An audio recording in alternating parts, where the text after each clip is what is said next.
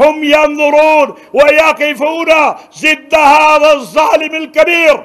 لأنه باكستان منذ أسبوعين نحن قلت لكل العالم، نحن قلت لبلاد الإسلامية، رئيس الوزراء قال نحن حاضر إن أي واحد يعمل تحقيق على پهلگام على العدل، ولكن فر الهند لأنه هو قتل الأبرياء، هو قتل في پهلگام وقتل أمس في باكستان، هو قتل الأبرياء مدنيين في پهلگام أولا ثم في باكستان. وآخرا أنا أقول للعالم العربي والعالم الإسلامي وللعالم، نحن الحمد لله دولة إسلامية، دولة مسلمة، وأساسنا إسلام، أساسنا أمن. أول دولة باكستان، علماء الباكستان عطيت الفتوى ضد الإرهاب، ضد التطرف، ضد الانتحار. وكيف نحن نقبل ونؤيد الإرهاب؟ لكن من الذي قتل الأبرياء في المساجد في باكستان؟ من الذي قتل الأبرياء في الكنيسات في باكستان؟ من الذي قتل الأبرياء في الأسواق في باكستان، في الحدائق في باكستان؟ هو الهند. هل العالم لا يعرف إرهاب الهند بالتعاون الهند الذي قتل زائد من 90,000 باكستاني، فيه علماء، فيه أطفال، فيه نساء، فيه شباب، فيه مساجد، فيه مسلم، فيه مسيحي.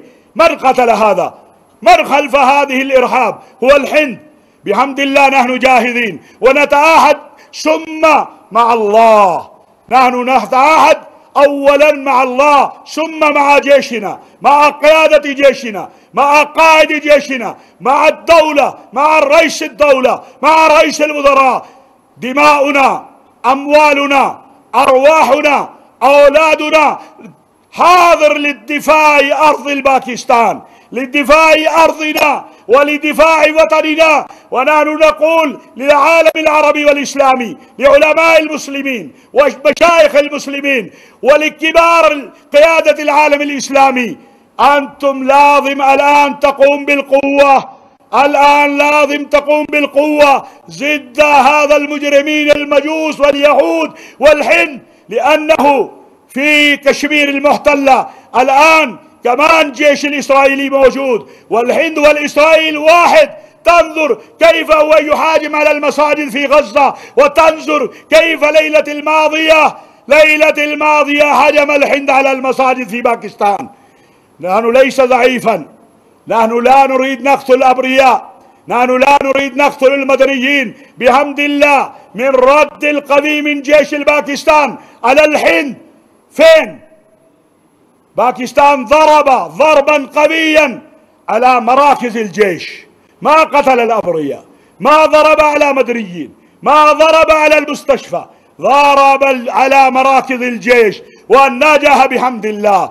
وآخرا أقول كلمة واحدة لرئيس الإرهابي المودي وجيشه، بحمد الله نحن جاهزين، ونحن فاز ليلة الماضية، وبنصرة الله وبنصرة الله نحن ننتصر ونحن نفوز اليوم وغدا بإذن الله تبارك وتعالى. لا نخاف من الموت، لا نخاف من الموت، لأنه نحن نحب الموت، لأنه نحن نحب الموت. موت اللقاء بين الله وبين عبده، الموت هو لقاء بين الله وبين عبده، ونحن نتمنى الشهادة، ونحن نتمنى شهادة. وكل باكستاني في هذا الوقت هو جاهز وينتظر أمر قائد الجيش وأمر قيادة الباكستان وأمر من دولة باكستانية. لما هم يأمروننا بفضل الله تبارك وتعالى تحت